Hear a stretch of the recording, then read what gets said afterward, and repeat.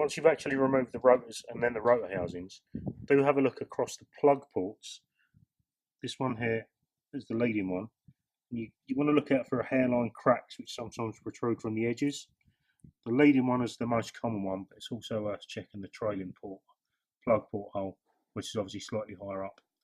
You obviously want to look for scratches and gouges.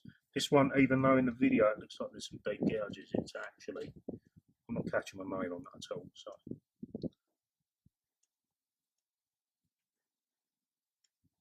that's not chattering, by the way, it's a reflection.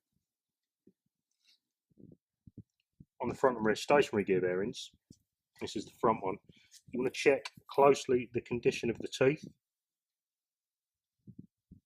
So there's no chips, cracks, splits, they just look as they should, as you'd expect. So if there's any cracks or broken teeth, they can't be reused. And also, I mean, we replace the actual stationary gear bearings on every rebuild we do. But you also, if you're tempted to reuse these, it is worth checking them to make sure there's no copper showing.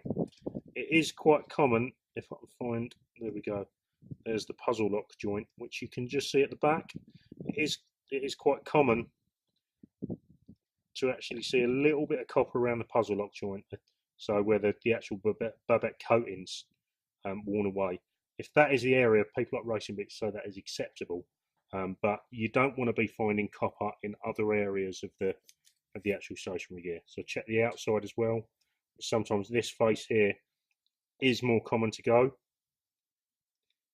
as opposed to the inside one. So yeah, check that on both the front and the rear stationary gear. Focus. There we go. So check it on the front and the rear stationary gear as well.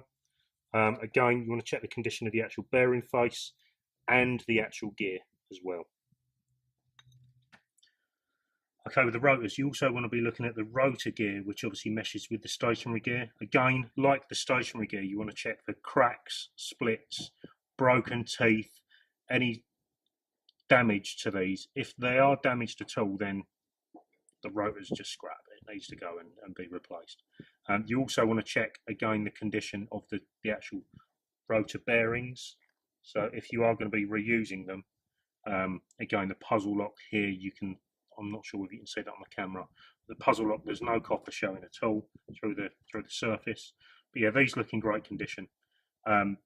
With regards to the actual seals, you want to make sure that the seals are actually free and moving, which would mean that they're clean, they're not pinched, and there's no potential damage or low spots. Sometimes we've seen rotors which the side's been squeezed or around near the corner seals, and it actually pinches the side seal or even the apex seal or corner seal in place, and it reduces their movement.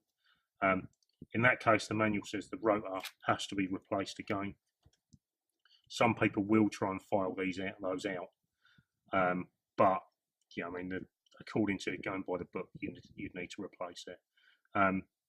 This engine is actually a FC EGI from I think it's a Series 4 from memory. So these apex seals, obviously the RX-7 has the rubber plug, but the corner seal, sorry, are equipped with the old sort of wound wire corner seal spring. These springs are generally replaced with the RX-7 FD style spring on rebuilds because they're a lot better. They tend not to sag. You can, I'm not sure whether you can see in this case, let me get it closer to the camera.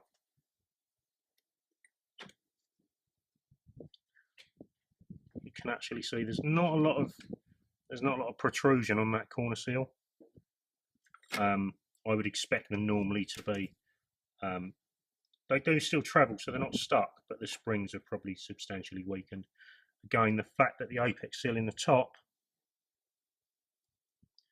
moves freely. I know we've got the outer water jacket, which is a nice way of retaining the actual seals when they're removed. We've got the apex seal seem to be moving quite freely as well, so the grooves are generally all good. They would obviously all get checked when they're rebuilt for tolerance to make sure that the slots aren't too large. But other than that, yeah, there's just look over the general condition of the actual rotor. So faces, there's no nicks or anything.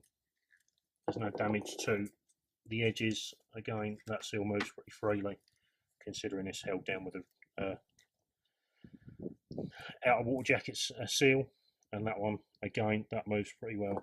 So yeah, I mean, with all our rebuilds, we change a lot of these parts, or most of the parts anyway.